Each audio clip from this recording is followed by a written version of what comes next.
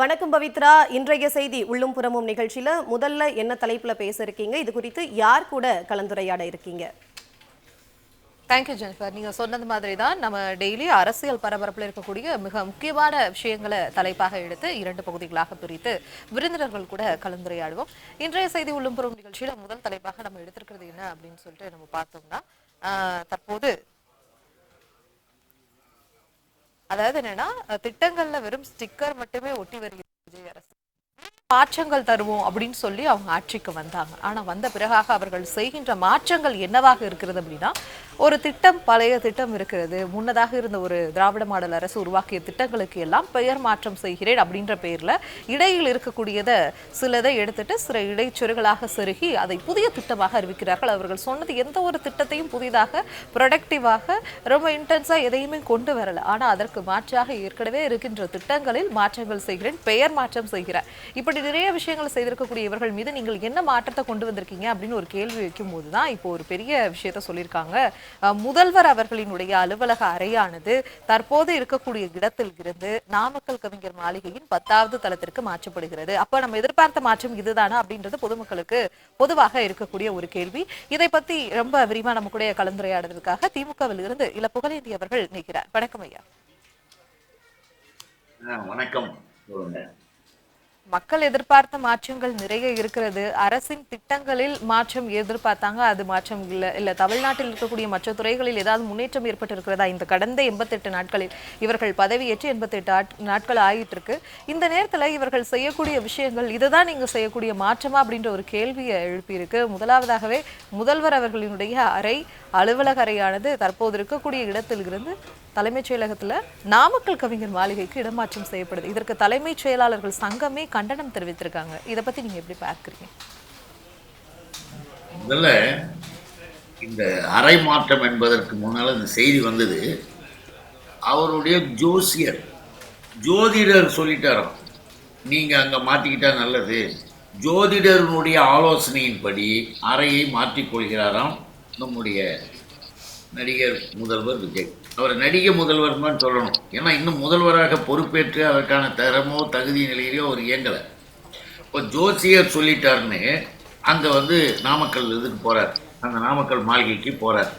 ஒரு சிஎம் போகிறார்னா சிஎம்ஐ சுற்றி இருக்கக்கூடிய அறைகளில் இருக்க வேண்டிய அதிகாரிகள் இன்னும் மற்ற உடன் இருக்கக்கூடியவர்களுக்கான அங்கே இருக்க பயன்படுத்துகின்ற நிலைப்பாடுகளில் ரொம்ப கஷ்டமாக இருக்கும். அதைத்தான் அந்த நம்முடைய அதிகாரிகள் மட்டத்தில் எல்லாத்துலேயும் இது ஏன் இந்த வேலை தேவையில்லாததை செய்வது தான் இப்போ நடிகை முதல்வருடைய விஜயனுடைய வேலையாக இருக்குது. ஏன்னா திட்டங்களுக்கெல்லாம் ஏற்கனவே நம்முடைய மக்கள் முதல்வராக இருக்கிற எங்களுடைய தலைவர் அண்ணன் தளபதி அவர்கள் கொண்டு வந்த நல்ல திட்டங்களெல்லாம் பேரை மாற்றிக்கிட்டு இருக்காரு. பேரை மாற்றுறதுனால அப்படியே எல்லாம் முடிஞ்சிட போதுன்னு நீங்கள் எதையாவது ஒரு திட்டத்தை கொண்டு வந்தீர்களா என்றால் என்ன மாதிரி திட்டத்தை இவர் எங்கேருந்து கொண்டு வராரு? சொல்கிறத கேட்குறார முதல்ல ஒன்று நல்லா புரிஞ்சுக்கணும். இன்றைக்கு சட்டப்பேரவை சட்டநிலைகளில் சட்டமன்றத்தில் எடுக்கப்பட்ட தீர்மானங்கள் மற்றவர்கள் மீது ஏதாவது நடவடிக்கை எடுத்தாரா? அறையை மாற்றுறது தான் இவருக்கு வேலை. மற்றபடி இவருக்கான மாற்றங்கள் ஒன்றும் தெரியாதுன்னா கேட்டு தெரிஞ்சுக்கணும். தெரியாமல் செய்யக்கூடாது. தெரியாமல் செஞ்சு தான் அங்கங்கே அடிபட்டு வர்றது. அங்கே நேராக போக வேண்டியது. அங்கே போனோடனே முதலமைச்சருக்கு இது என்ன வேலை அப்படின்னு அடித்து திருத்துறாங்கன்னா திரும்பி வர வேண்டியது. நாம் அதுக்காக தான் சொல்கிறோம் ஒரு வேலையையும். இப்போ பாருங்கள், இன்றைக்கு சட்டப்பேரவையில் முக்கியமாக எங்களுடைய தலைவர் மாண்புமிகு இப்போ மாண்புமிகு எதிர்கட்சி தலைவர் என்னுடைய பாசத்திற்குரிய உதயா கூட அழகாக சொல்லியிருக்கார். உதயநிதி ஸ்டாலின் கூட என்னன்னு கேட்டிங்கன்னா, சட்டப்பேரவையில் நிறைவேற்றப்பட்டது ஒட்டு மொத்தமாக எல்லா பார்ட்டியும் இவர் அறையை மாற்றுறது இருக்கட்டும், அனைத்து இயக்கங்களும் அனைத்து கட்சியும் நம்முடைய தலைவர் எங்களுடைய தலைவர்களுடைய கருத்தின்படி அனைத்து கட்சிகளும் சேர்ந்து மேகதாதுவில் அணை கட்டக்கூடாது, மேகதாதுவில் அணை கட்டுவதை ரத்து பண்ணணும், நடுவர் மன்றம் அமைக்க வேண்டும் என்ற கருத்தெல்லாம் வைத்து ஒரு தீர்மானத்தை நிறைவேற்றணும். அந்த தீர்மானத்தை எடுத்துக்கொண்டு அனைத்து தலைவர்களையும் அழைச்சிக்கிட்டு உடனே போய் பிரைம் மினிஸ்டர்கிட்ட கொடுங்க அப்படின்னு முடிவு பண்ணால் நேரம் இல்லை. யாருக்கு? முதல்வருக்கு நேரம் இல்லை.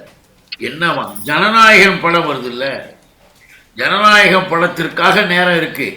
ஆனா இந்த ஒட்டுமொத்தமான தீர்மானத்தை எடுத்துக்கிட்டு அன்னைக்கு போயிருந்தா மேகதாது அணைக்கட்டு வரைக்கும் இன்னைக்கு அவர்கள் வேகமாக செஞ்சிட்டு இருக்கிற வேலையில சில மாற்றங்கள் வந்திருக்க வாய்ப்பு உண்டு.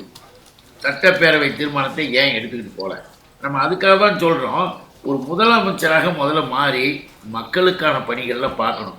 அதை விட்டுட்டு எனக்கு அந்த வேலை இருக்கு, எனக்கு இந்த வேலை இருக்குன்னு சொல்லிட்டு ஜோசியர்கிட்ட போய் உட்காந்துக்கிட்டு பேசிக்கிட்டு இருக்கிறதுனால என்ன வந்தது? இப்போ குறுவை சாகுபடி பாதிக்கப்பட்டது, சம்பா சாகுபடி பாதிக்கப்பட்டது, டெல்டா விவசாயிகள் கஷ்டப்பட்டுக்கிட்டு இருக்காங்க. எல்லா நிலையிலும் கஷ்டப்படும் பொழுது பேராபத்தில் இருக்குது எதிர்காலம் என்கின்ற பொழுது உச்சநீதிமன்றத்தின் தீர்ப்பின் அடிப்படையில் தமிழ்நாட்டிற்கு உரிய காவிரி நீரை திறந்துவிட கர்நாடக காங்கிரஸ் அரசு மறுத்து வருது. இப்போ காங்கிரஸ் அரசு மறுத்து வருது.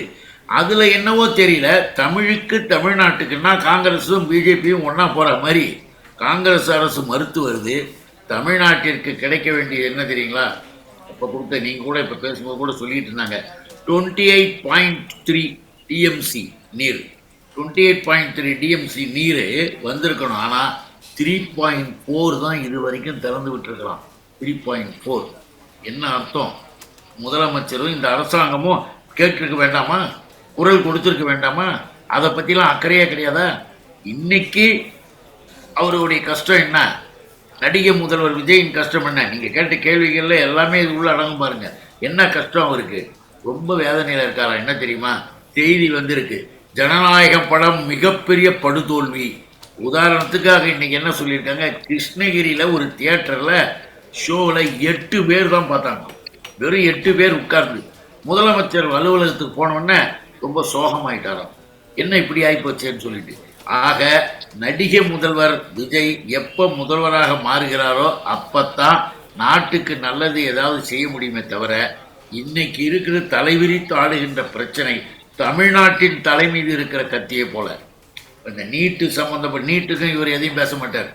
நம்ம நடிகை முதல்வர் அவர் பாட்டுக்கு சும்மா வேடிக்கை பார்த்து நானும் எதிர்க்கிறேன்னு சொல்லுவார், அவ்வளோதான். நீட்டை பற்றியும் அவருக்கு தெரியாது ஒன்றும்.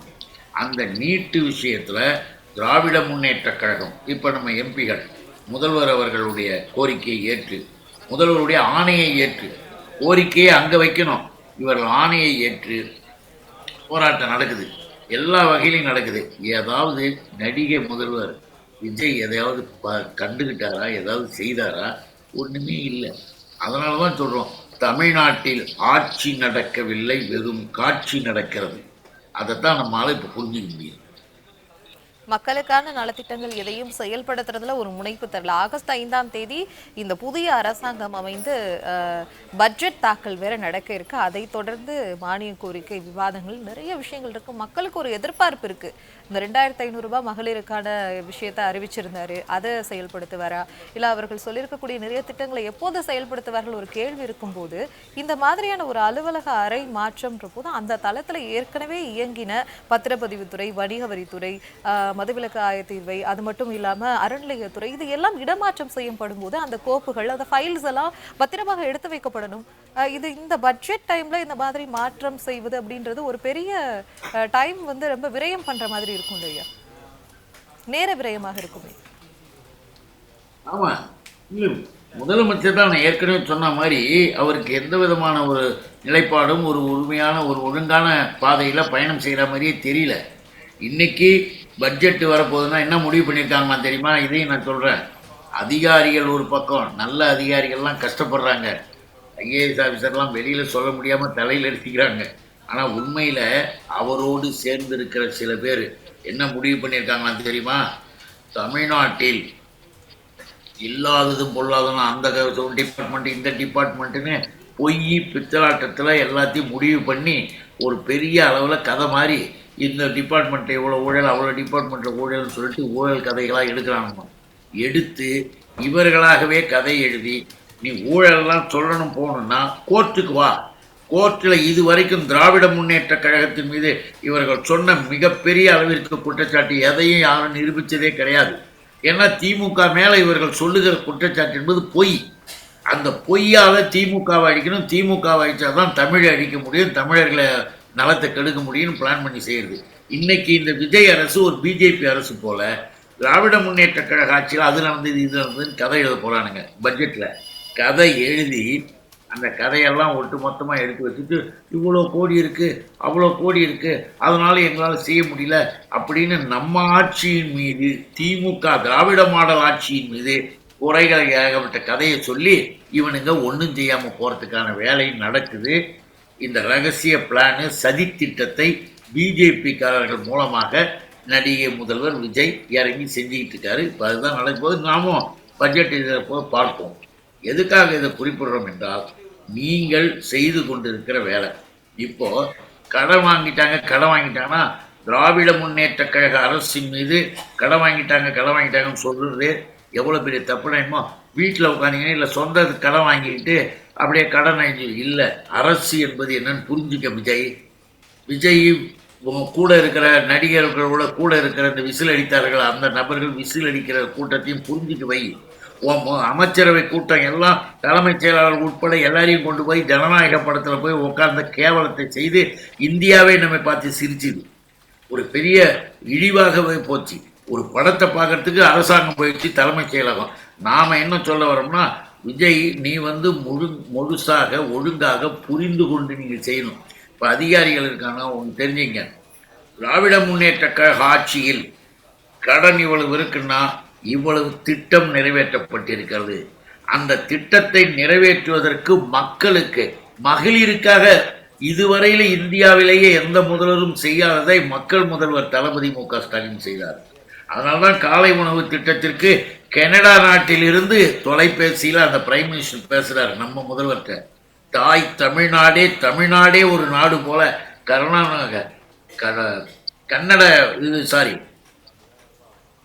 கனடாவினுடைய பிரைம் மினிஸ்டர் கனடாவிலிருந்து பேசி நாங்களும் காலை உணவு திட்டத்தை செய்ய போறோம்னு சொல்லி பாராட்டுறாரு. அந்த அளவுக்கு திட்டங்கள் வரும்போது பிளான் பண்ணது யார் தெரியுமா? RSS BJP. தமிழ்நாட்டில் என்னைக்குமே நீ உள்ள வர முடியாது என்பதற்கான ஒரு ஆதாரமாக இருக்கிறது என்னன்னா, உன் திட்டம்லாம் எல்லா மக்களுக்கும் தெரியும். என்ன பண்ணானுங்க, நம்முடைய மக்கள் முதல்வர் தளபதி மு.க. ஸ்டாலினுடைய திட்டங்கள் செய்யக்கூடாதுன்னா நிதியை நிறுத்து, தமிழ்நாடு அரசாங்கத்திற்கு நிதி நெருக்கடியை கொடுன்னு எல்லா வகையிலையும் நிதி நெருக்கடியை தந்தானுங்க.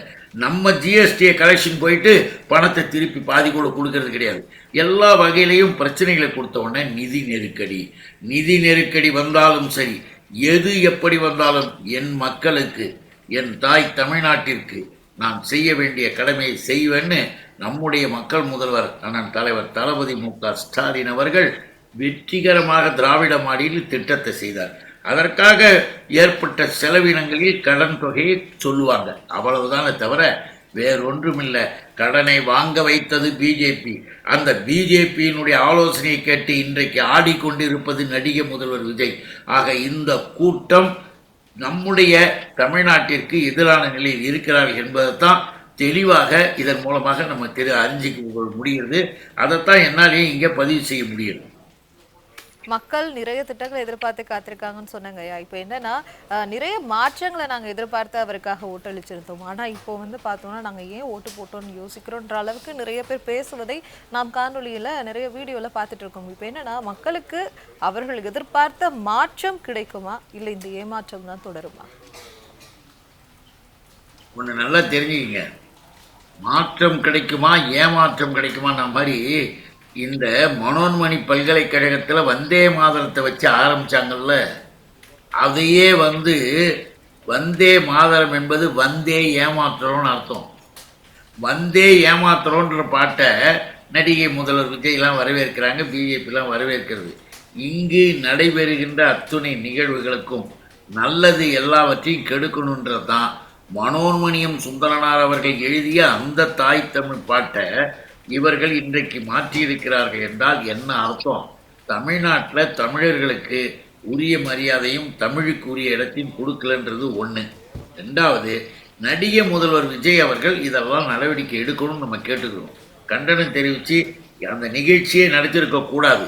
ஏன்னு கேட்டிங்கன்னா, நம்ம தமிழ்நாட்டினுடைய சட்டம் ஒழுங்கு டிஜிபி